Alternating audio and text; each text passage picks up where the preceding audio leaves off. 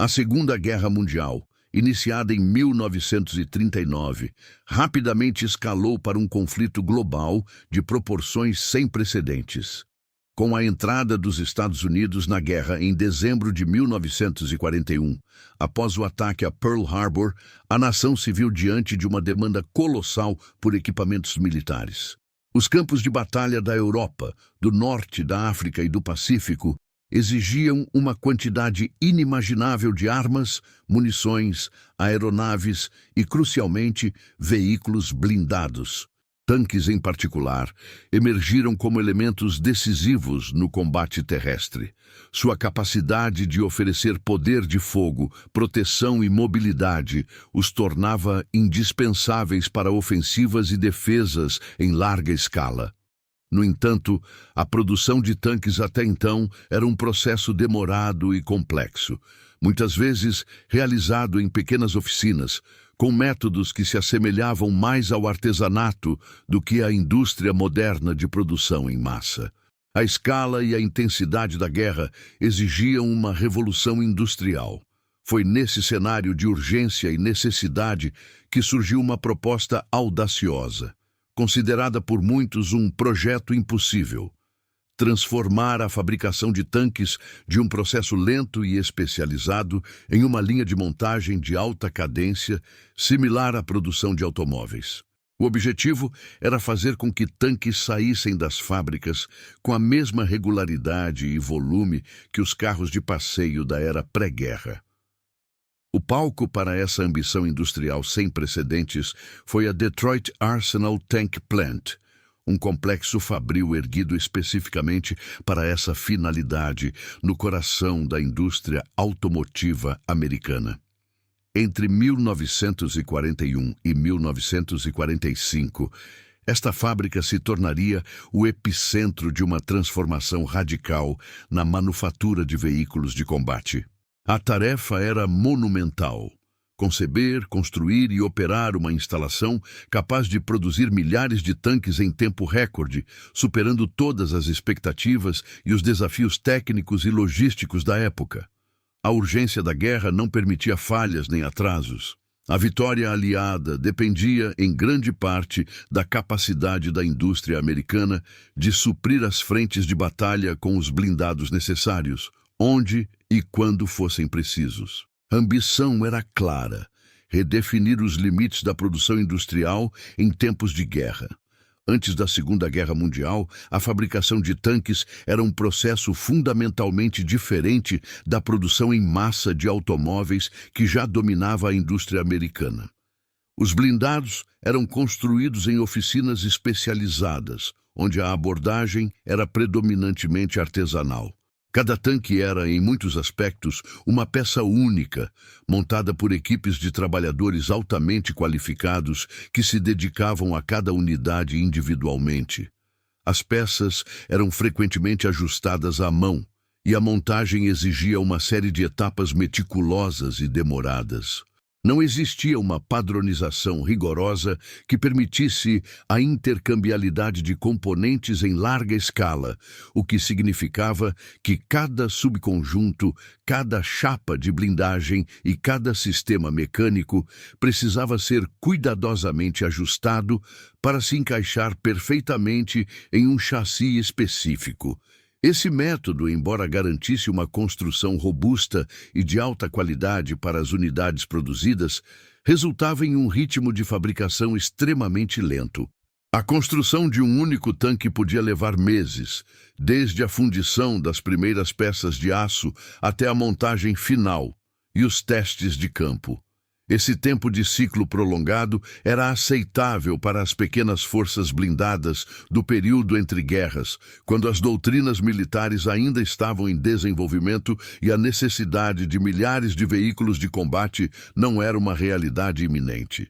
As fábricas existentes, muitas delas adaptadas de outras indústrias, não estavam equipadas com as máquinas ou a infraestrutura para uma produção de volume.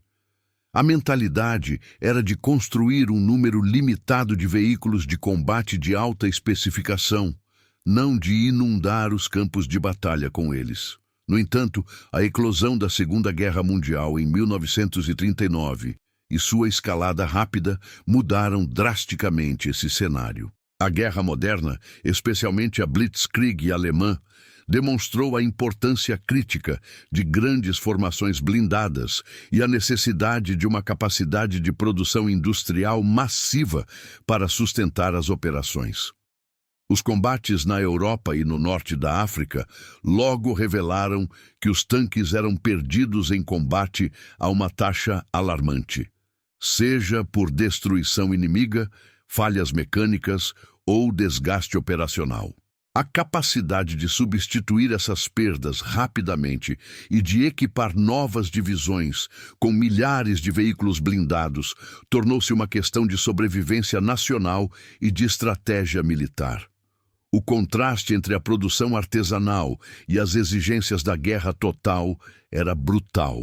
Enquanto uma oficina especializada levava meses para construir um tanque, os exércitos em combate precisavam de centenas ou até milhares de novos blindados a cada mês para manter a paridade ou obter superioridade numérica. A ideia de que cada tanque seria uma obra de arte individualizada era insustentável diante da escala devastadora do conflito. A guerra não era mais travada apenas por soldados no campo de batalha, mas também por trabalhadores nas fábricas, e a capacidade industrial de uma nação se tornou um pilar fundamental de seu poderio militar. A velocidade e o volume da produção industrial transformaram-se em armas estratégicas. A manutenção do método tradicional de fabricação de tanques significava que as forças aliadas estariam sempre em desvantagem numérica, incapazes de repor suas perdas ou de expandir suas frotas blindadas na velocidade exigida. Era evidente que a abordagem existente era inadequada e que uma solução radical era imperativa. A América, com sua vasta experiência em produção em massa de automóveis, era a nação mais bem posicionada para liderar essa revolução. O desafio era adaptar essa expertise para um veículo de guerra complexo e robusto como um tanque, que exigia padrões de engenharia e materiais muito superiores aos de um carro civil, além de um processo de montagem que garantisse a resistência e a funcionalidade em condições extremas de combate. A necessidade de uma nova ordem industrial para a produção de tanques não era apenas uma questão de eficiência, mas de estratégia. Para vencer a guerra, os aliados precisavam de um fluxo constante e massivo de blindados para os frontes. Isso significava não apenas construir mais fábricas, mas reinventar completamente o processo de fabricação, transformando-o de uma arte em uma ciência industrial de alta cadência.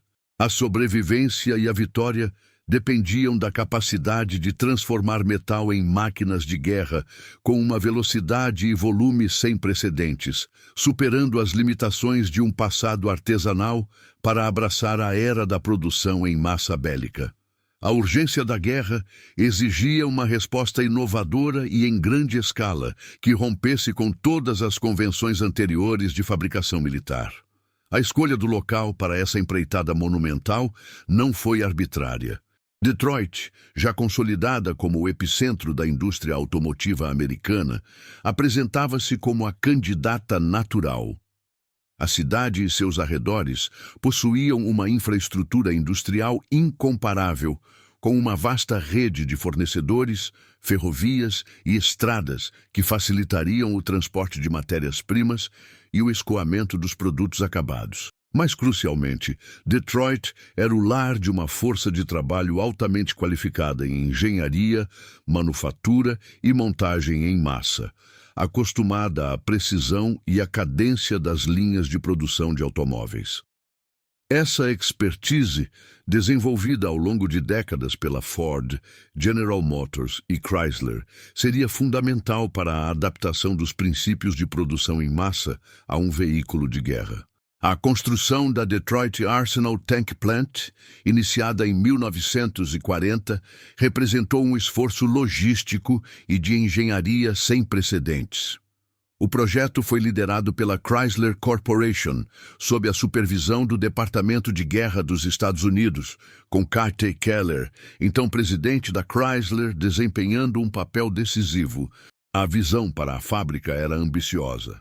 Não seria apenas uma grande oficina ou uma expansão das instalações existentes, mas uma verdadeira catedral da produção em massa, projetada do zero para replicar e até superar a eficiência da indústria automotiva, mas aplicada à complexidade e robustez dos tanques de guerra. Em vez de adaptar um prédio já existente, a decisão foi construir uma instalação totalmente nova, otimizada para o fluxo contínuo de produção de veículos blindados. A planta foi concebida com princípios de design revolucionários para a época no setor militar. O layout interno foi meticulosamente planejado para maximizar a eficiência, com linhas de montagem paralelas e interconectadas que permitiam que os componentes maiores, como o chassi e a torre, fossem construídos simultaneamente e depois unidos em pontos específicos. A ideia era criar um fluxo de trabalho ininterrupto, onde o material bruto entrava em uma extremidade da fábrica e, após uma série de etapas sequenciais de fabricação, usinagem, soldagem, montagem e pintura, emergia como um tanque totalmente operacional na outra extremidade. Essa abordagem contrastava drasticamente com as oficinas mais antigas, onde o material e os subconjuntos podiam passar por múltiplos deslocamentos e esperas entre as etapas. A Detroit Arsenal Tank Plant cobria uma área impressionante, com milhões de pés quadrados sob teto, abrigando milhares de máquinas-ferramenta, guindastes de grande porte e estações de trabalho especializadas. A escala da instalação era uma declaração de intenções. A América estava comprometida em produzir tanques em uma escala que nenhum outro país havia sequer imaginado. A arquitetura industrial da fábrica refletia essa visão, com vastos espaços abertos, iluminação natural abundante e sistemas de ventilação projetados para acomodar a intensa atividade de soldagem, rebitagem e pintura. Cada detalhe, desde o posicionamento das máquinas até o traçado das linhas de transporte interno, foi pensado para otimizar o tempo e o movimento, minimizando perdas e gargalos. O objetivo era claro e inegociável: transformar a fabricação de blindados de um processo lento e artesanal para uma cadência automotiva nunca antes vista para veículos de guerra. A meta não era apenas produzir alguns tanques a mais, mas inundar os campos de batalha com um volume avassalador de veículos, superando a capacidade de produção dos inimigos e garantindo a superioridade numérica e logística para as forças aliadas. A Detroit Arsenal Tank Plant foi projetada para ser a espinha dorsal dessa estratégia, uma fábrica capaz de entregar centenas de tanques por mês, se necessário, garantindo que as perdas em combate pudessem ser rapidamente repostas e que novas unidades pudessem ser formadas e equipadas sem demora. Essa fábrica representava a materialização da doutrina do arsenal da democracia, uma promessa de que a capacidade industrial americana seria mobilizada para fornecer aos aliados os meios para combater e vencer a tirania. A concepção da Detroit Arsenal Tank Plant foi um testemunho da crença de que a guerra moderna seria vencida não apenas pela bravura dos soldados, mas também pela eficiência e escala da produção industrial. Ela foi erguida não apenas como uma fábrica, mas como um símbolo da determinação americana em transformar sua força industrial em poder militar decisivo, forjando a vitória nas linhas de montagem em Detroit. A concepção da Detroit Arsenal Tank Plant foi apenas o primeiro passo. A verdadeira revolução residiu na aplicação dos princípios da indústria automotiva, que já haviam transformado a produção de carros de passeio, a fabricação de um veículo de guerra complexo e robusto como um tanque. Essa adaptação exigiu uma integração sem precedentes de fornecedores, uma padronização rigorosa de peças e a implementação de linhas de montagem paralelas que se tornariam a espinha dorsal da capacidade produtiva americana em tempos de guerra. A integração de fornecedores foi crucial para garantir um fluxo constante de componentes especializados. Diferentemente da produção artesanal, que dependia de poucos fornecedores ou fabricava a maioria das peças internamente, a nova abordagem exigia uma vasta rede de parceiros industriais. Motores potentes, transmissões complexas, esteiras de aço resistente, chapas de blindagem de alta qualidade, sistemas ópticos para mira, armamentos pesados e rádios de comunicação precisavam ser produzidos por centenas de empresas parceiras.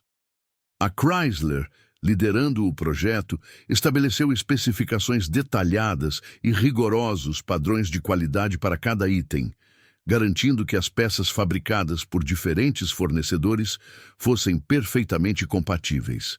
Esse sistema de produção distribuída, mas centralmente coordenada, permitiu que a fábrica principal se concentrasse na montagem final, otimizando o uso de recursos e acelerando o processo geral. A gestão dessa cadeia de suprimentos em tempos de guerra, com suas inevitáveis interrupções e demandas flutuantes, representou um desafio logístico monumental, superado pela organização e pela capacidade industrial americana. Paralelamente, a padronização de peças foi um pilar fundamental dessa revolução. No contexto automotivo, a capacidade de substituir uma peça defeituosa por outra idêntica, fabricada em massa, era um conceito já estabelecido e amplamente dominado. Essa filosofia foi transposta para a produção de tanques. Cada parafuso, cada engrenagem, cada painel de blindagem era projetado para ser intercambiável. Isso não apenas simplificava e acelerava a montagem na fábrica, pois não havia necessidade de ajustes manuais para cada unidade, mas também tinha um impacto direto e positivo no campo de batalha. Manutenção e o reparo de tanques danificados tornaram-se mais rápidos e eficientes, uma vez que as equipes de mecânicos podiam substituir componentes danificados por peças novas sem a necessidade de usinagem ou adaptação, reduzindo o tempo de inatividade dos veículos e mantendo mais tanques em combate. A padronização reduziu a complexidade logística de transporte e armazenamento de peças de reposição, um fator crítico para exércitos operando em múltiplos continentes. O coração da eficiência da Detroit Arsenal Tank Plant eram as linhas de montagem paralelas. Em vez de uma única linha sequencial, a fábrica operava com múltiplas linhas que produziam simultaneamente diferentes subconjuntos do tanque. Por exemplo, enquanto uma linha se dedicava à montagem do chassi inferior, outra montava a torre e seus sistemas internos, e uma terceira preparava o motor e a transmissão. Esses grandes subconjuntos eram então transportados por guindastes e transportadores especializados para um ponto de montagem final, onde eram unidos para formar o tanque completo. Essa abordagem modular permitia que várias etapas da produção ocorressem em paralelo, reduzindo drasticamente o tempo total necessário para construir um tanque do zero. Ela também permitia uma especialização maior da força de trabalho e a otimização de máquinas e ferramentas para tarefas específicas, aumentando a produtividade geral. A expertise da Ford, General Motors e Chrysler, acumulada ao longo de décadas na fabricação de automóveis, foi crucial para adaptar esses princípios à complexidade de um tanque de guerra. Conceitos como a eficiência de tempo e movimento, a redundância de estações de trabalho para evitar gargalos e o fluxo contínuo de materiais foram transplantados da produção de carros para a de blindados. No entanto, a adaptação não foi simples. Um tanque era significativamente mais pesado Exigia tolerâncias de engenharia mais rigorosas para suportar o estresse do combate e integrava sistemas de armamento e proteção que não existiam em um carro civil.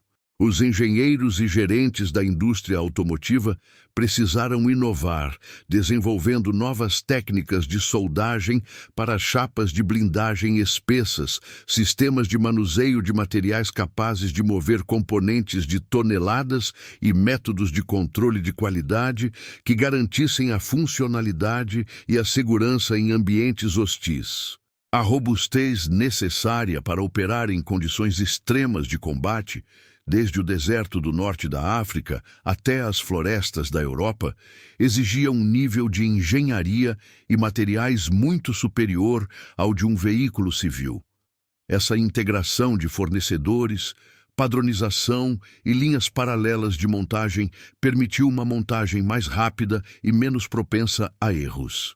O processo artesanal anterior, com suas dependências de habilidades individuais e ajustes manuais, era inerentemente mais lento e suscetível a variações de qualidade. A nova metodologia industrial, ao contrário, minimizava a intervenção humana em tarefas repetitivas e padronizadas, concentrando-a em pontos críticos de inspeção e teste. Isso não apenas acelerou o ritmo de produção de meses para dias ou semanas, mas também elevou a consistência e a confiabilidade dos tanques fabricados. A Detroit Arsenal Tank Plant demonstrou que a precisão e a robustez necessárias para um veículo de combate podiam ser alcançadas em escala massiva, superando as limitações do artesanato e inaugurando uma nova era na produção militar. A revolução automotiva não apenas chegou ao campo de batalha, mas o transformou, garantindo que as forças aliadas tivessem o volume de blindados necessário para sustentar a ofensiva e, eventualmente, assegurar a vitória. Com a planta da Detroit Arsenal Tank Plant em pleno funcionamento, a visão de transformar a fabricação de tanques em um processo de cadência automotiva materializou-se em uma sinfonia de aço e movimento contínuo. O que antes era uma série de etapas isoladas, agora se desenrolava como uma coreografia industrial precisa, onde cada componente e cada trabalhador desempenhavam um papel essencial no ritmo implacável da produção. A fábrica inteira vibrava com a energia de milhares de máquinas e pessoas, todas direcionadas para um único objetivo: a construção em massa de veículos blindados. O fluxo de produção começava com a chegada incessante de matérias-primas. Caminhões e trens descarregavam toneladas de chapas de aço laminado de alta resistência, blocos de motor fundidos, eixos, transmissões e uma miríade de outras peças componentes. Essas matérias-primas eram imediatamente processadas. As chapas de aço, por exemplo, eram cortadas, dobradas e prensadas em formas específicas para as seções do casco e da torre, utilizando máquinas hidráulicas gigantescas e prensas que aplicavam milhares de toneladas de força.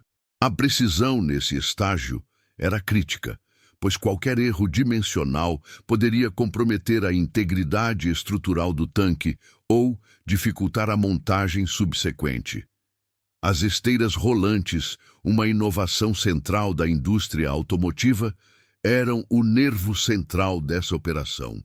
Elas transportavam sem parar as seções do chassi e da torre através de estações de trabalho especializadas. Em uma seção, as chapas de blindagem eram unidas por soldadores, cujas tochas elétricas emitiam um brilho intenso e um chiado constante, preenchendo o ar com o cheiro metálico da fusão do aço.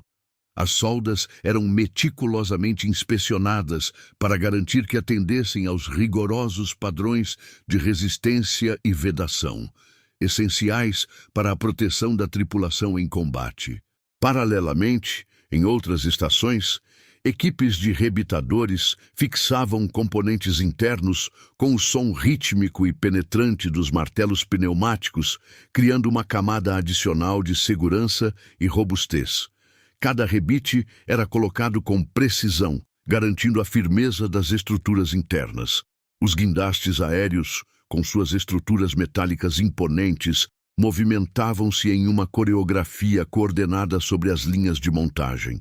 Eles dançavam com precisão, içando seções pesadas do casco, motores de centenas de quilos e torres completas, transportando-os de uma estação para outra ou de uma linha de submontagem para a linha principal de montagem. Esses movimentos eram calculados e sincronizados para evitar interrupções, garantindo que cada componente estivesse no lugar certo, no momento certo. A precisão desses equipamentos e a habilidade de seus operadores eram cruciais para manter o ritmo sem acidentes ou atrasos, dada a complexidade e o peso dos materiais envolvidos. O processo de montagem era uma sequência lógica e ininterrupta. Enquanto o casco ganhava forma e recebia seus primeiros componentes internos, como suportes para o motor e compartimentos da tripulação, em outra linha, a torre era montada com seu armamento principal, sistemas de mira e mecanismos de rotação. Motores e transmissões, que chegavam pré-montados de fornecedores externos ou de seções adjacentes da própria fábrica, eram então instalados no chassi. Em seguida, as esteiras de aço, compostas por centenas de elos pesados, eram montadas e ajustadas, preparando o veículo para o movimento. Cada etapa se encaixava perfeitamente na seguinte, sem interrupções significativas. A ausência de gargalos era um testemunho do planejamento meticuloso e da otimização do layout da fábrica. A fábrica não era apenas um local de trabalho, mas um ecossistema industrial, onde sons e movimentos se entrelaçavam em uma orquestra de produção em massa. O rugido constante das máquinas, o estalo metálico dos rebites, o chiado das soldas, o ranger das esteiras transportadoras e o zumbido dos guindastes criavam uma paisagem sonora inconfundível. Essa sinfonia cronometrada era o som da América mobilizando sua capacidade industrial. O movimento era igualmente impressionante. O ir e vir de trabalhadores, o deslocamento de carrinhos com peças menores, o avanço lento e constante das linhas de montagem e o balé aéreo dos guindastes, tudo contribuindo para uma sensação de propósito e urgência. Ao longo de todo o processo, o controle de qualidade era uma constante. Inspetores civis e militares verificavam cada solda, cada conexão e cada sistema, garantindo que os tanques não apenas fossem montados rapidamente, mas também que atendessem aos rigorosos padrões de combate. Testes de funcionalidade eram realizados em cada subsistema antes da montagem final, minimizando a chance de falhas no produto acabado. O resultado desse fluxo contínuo e da coreografia industrial era a transformação do material bruto em um tanque de guerra totalmente operacional, pronto para ser pintado, testado e enviado para as frentes de batalha. Em questão de dias, e não mais meses, um veículo blindado complexo e robusto emergia da linha, um testemunho da capacidade de uma nação de converter aço em fluxo e de transformar a urgência da guerra em uma proeza de engenharia e produção em massa. A Detroit Arsenal Tank Plant não apenas fabricava tanques, ela os forjava com uma cadência que reescreveu as regras da produção militar.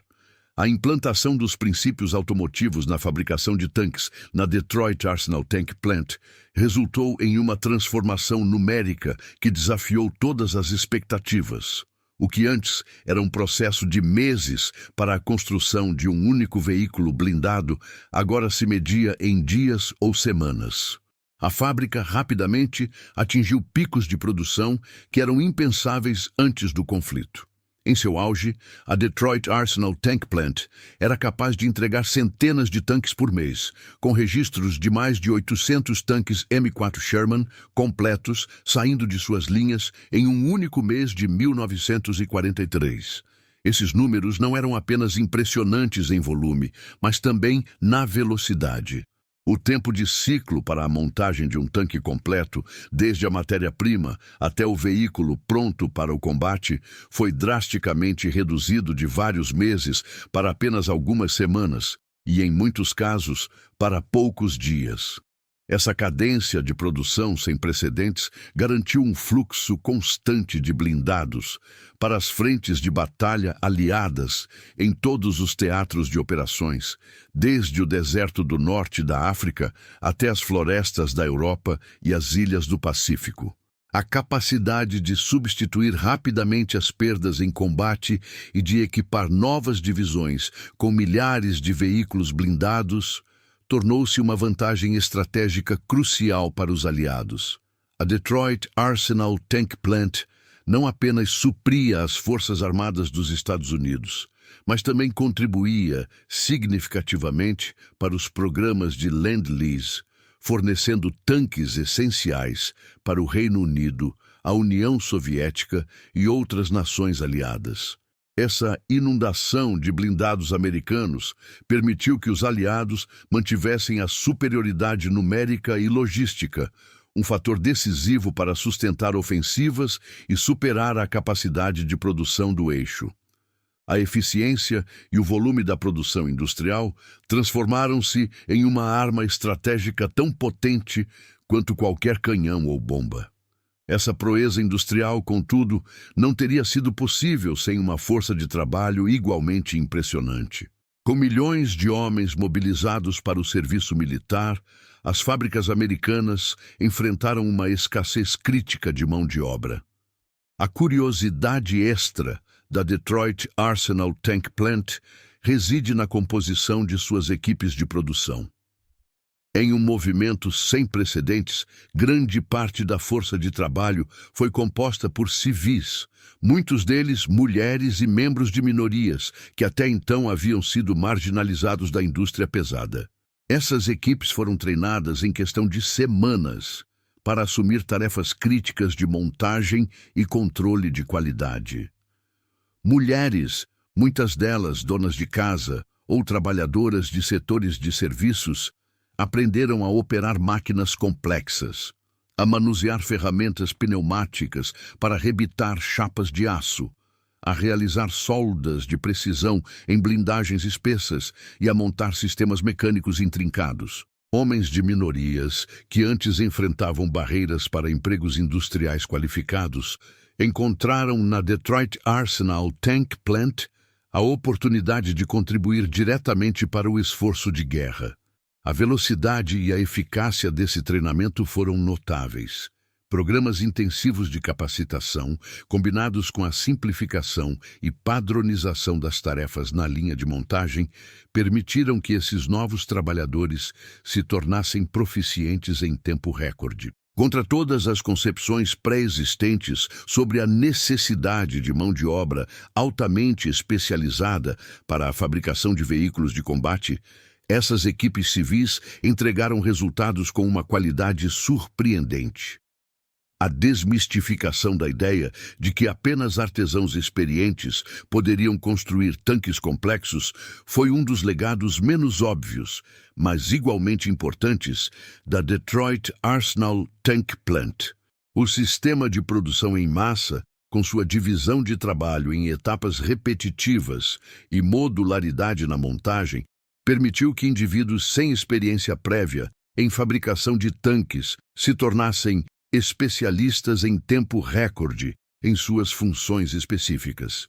Eles provaram que, com o treinamento adequado, processos bem definidos e um ambiente de trabalho otimizado, uma força de trabalho diversificada e dedicada podia alcançar níveis de produtividade e qualidade que rivalizavam ou superavam os métodos tradicionais. A contribuição dessas equipes civis foi decisiva para o sucesso da fábrica e, consequentemente, para o esforço de guerra. Elas garantiram que a fábrica mantivesse seu ritmo implacável, entregando os blindados necessários para o combate, independentemente das dificuldades e da escassez de mão de obra masculina. A história da Detroit Arsenal Tank Plant é, portanto, também a história de uma revolução social e industrial, onde a necessidade da guerra abriu portas para uma nova era de inclusão e reconhecimento da capacidade de uma força de trabalho diversificada. A fábrica demonstrou que a adaptabilidade humana, aliada à engenharia de processos eficiente, podia transformar qualquer desafio em uma oportunidade para forjar a vitória. A capacidade de produção sem precedentes da Detroit Arsenal Tank Plant teve uma consequência direta e transformadora nos campos de batalha da Segunda Guerra Mundial. A fábrica não apenas cumpriu, mas superou a promessa de entregar blindados onde e quando fossem necessários, em todos os frontes de guerra. Milhares de tanques, principalmente o M4 Sherman, saíam das linhas de montagem de Detroit e eram imediatamente preparados para o transporte. Este processo logístico envolvia uma complexa rede de ferrovias que levavam os veículos até os portos da costa leste e do Golfo do México, de onde eram embarcados em comboios transatlânticos, atravessando águas infestadas por submarinos alemães, rumo à Europa, ao norte da África e, posteriormente, ao Pacífico. A velocidade com que esses veículos eram produzidos e despachados foi um fator crítico para sustentar as operações aliadas em escala global. No norte da África, na campanha da Tunísia em 1942, 1943 e na subsequente invasão da Sicília e da Itália, os tanques Sherman fornecidos por Detroit permitiram que as forças aliadas mantivessem a pressão contra as tropas do eixo, substituindo perdas em combate e reforçando as linhas de frente, com uma cadência que os alemães e italianos não conseguiam igualar. A capacidade de repor tanques avariados ou destruídos em questão de dias, e não de semanas ou meses, significava que as unidades blindadas aliadas podiam ser rapidamente reequipadas e enviadas de volta ao combate, mantendo o ímpeto ofensivo e evitando que o inimigo explorasse lacunas na linha de frente. A vantagem logística e numérica que a Detroit Arsenal Tank Plant proporcionou às forças aliadas foi decisiva. A doutrina militar alemã, baseada em veículos de combate de alta qualidade, mas de produção mais lenta e complexa, foi confrontada com um volume avassalador de equipamentos americanos. Enquanto os tanques alemães, como o Panther e o Tiger, eram individualmente superiores em blindagem e poder de fogo em certas fases da guerra, sua produção era significativamente menor e mais demorada. O M4 Sherman, embora não fosse o tanque mais blindado ou armado do conflito, era robusto, relativamente fácil de manter e, crucialmente, podia ser produzido em massa. A filosofia aliada era que a superioridade numérica e a capacidade de substituição rápida de perdas poderiam compensar desvantagens técnicas individuais. Essa abordagem permitiu que as forças aliadas não apenas substituíssem perdas rapidamente, mas também esmagassem o inimigo com um volume avassalador de equipamentos. Durante a campanha da Normandia, em 1944, e a subsequente corrida pela França, a capacidade de inundar o campo de batalha com milhares de tanques Sherman foi fundamental. As divisões blindadas americanas e britânicas, equipadas com esses veículos, podiam realizar amplas manobras de flanqueamento e penetrar nas defesas inimigas, sustentando o avanço mesmo sob forte resistência. A Batalha do Bolsão, no inverno de 1944-1945, é outro exemplo claro. Quando as forças alemãs lançaram sua última grande ofensiva no oeste, a capacidade dos aliados de rapidamente trazer reforços e substituir as perdas de tanques foi vital para conter o ataque e, eventualmente, reverter a situação. A Detroit Arsenal Tank Plant garantiu que, mesmo nas condições mais adversas, as tropas aliadas nunca estivessem sem o apoio blindado necessário. Historiadores e analistas militares concordam que a produção em massa de tanques americanos foi um dos pilares da vitória aliada. O historiador militar Stephen Ambrose frequentemente destacava em seus trabalhos a importância da capacidade industrial dos Estados Unidos em fornecer o material de guerra necessário para sustentar as operações em múltiplas frentes. Veteranos de combate frequentemente relatavam o impacto psicológico de saber que, mesmo após pesadas perdas, novos tanques e equipamentos estavam a caminho. Essa garantia de suprimento constante elevava o moral das tropas, que sabiam que não seriam abandonadas sem o apoio material necessário para continuar a luta. O som dos motores dos tanques Sherman avançando ou a visão de novas colunas de blindados chegando para reforçar uma posição era um lembrete tangível do poderio industrial americano. Para o inimigo, a visão de um fluxo aparentemente interminável de tanques aliados tinha um efeito desmoralizador. A capacidade de repor perdas e de lançar novas ofensivas com volumes massivos de blindados criava uma sensação de inevitabilidade. Enquanto as fábricas alemãs lutavam para produzir um número limitado de tanques mais complexos e sofisticados, a Detroit Arsenal Tank Plant produzia centenas de Shermans por mês, garantindo que a balança numérica penderia irremediavelmente para o lado aliado. O impacto real desses tanques não se media apenas em confrontos diretos, mas na capacidade de sustentar a guerra de atrito e de manter a iniciativa estratégica em múltiplos teatros de operações. A Sinfonia de Aço de Detroit ressoava nos campos de batalha, ceifando a vitória aliada através de um volume de fogo e mobilidade que o eixo não conseguiu superar. O projeto impossível, que visava fazer tanques saírem da linha de montagem como carros de passeio, uma ideia audaciosa concebida nos anos iniciais da Segunda Guerra Mundial, não apenas foi realizado, mas amplamente superado pela Detroit Arsenal Tank Plant. A fábrica, que havia sido erguida do zero com a promessa de revolucionar a produção de blindados, transformou-se em um símbolo da capacidade industrial americana e de sua determinação em tempos de crise. O ceticismo inicial sobre a viabilidade de aplicar os princípios da produção em massa a um veículo de guerra tão complexo e robusto foi desfeito pelos números e pela realidade do campo de batalha. O que antes era um processo artesanal, lento e de baixa escala, foi convertido em uma operação de alta cadência, capaz de entregar milhares de tanques em um ritmo sem precedentes. A Detroit Arsenal Tank Plant, entre 1941 e 1945, produziu dezenas de milhares de tanques, principalmente o M4 Sherman, que se tornaram a espinha dorsal das forças blindadas aliadas. A fábrica demonstrou que a engenharia de processos, a padronização e a integração de uma vasta cadeia de suprimentos podiam transformar a fabricação de equipamentos militares de uma arte em uma ciência industrial altamente eficiente. A capacidade de atingir picos de centenas de tanques por mês e de reduzir o tempo de ciclo de meses para dias foi uma prova irrefutável de que a visão original não era apenas possível, mas replicável em uma escala massiva.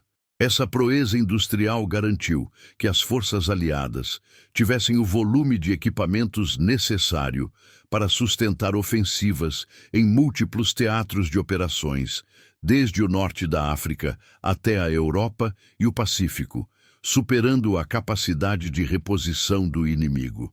O impacto da Detroit Arsenal Tank Plant transcendeu a duração da própria guerra. O legado mais imediato foi a contribuição decisiva para a vitória aliada. A superioridade numérica de tanques, assegurada por fábricas como esta, permitiu que os aliados mantivessem a iniciativa estratégica, absorvessem perdas e continuassem a avançar, mesmo contra veículos inimigos que individualmente podiam apresentar vantagens técnicas.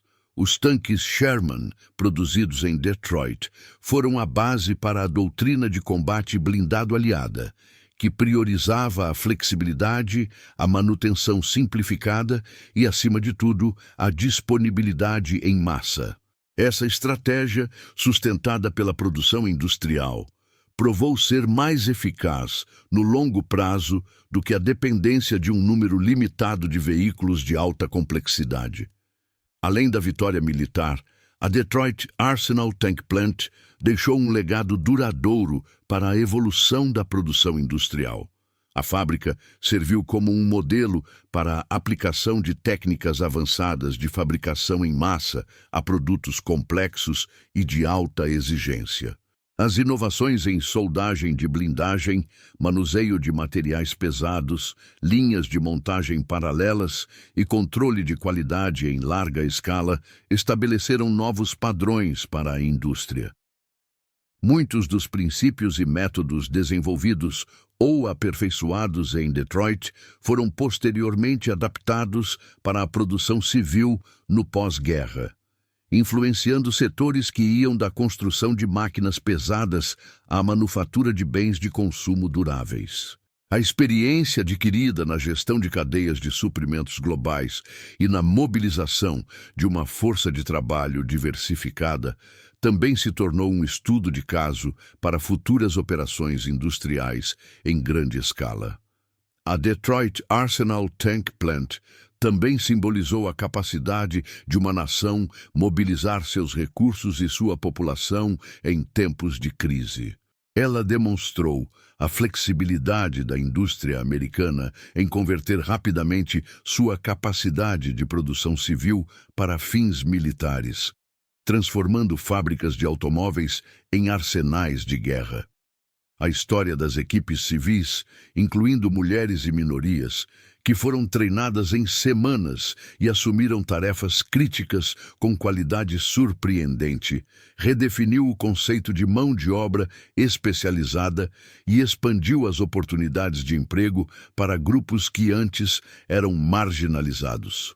Essa mobilização em massa da força de trabalho civil, combinada com a engenharia de processos, foi um testemunho do espírito de resiliência e adaptabilidade da sociedade americana.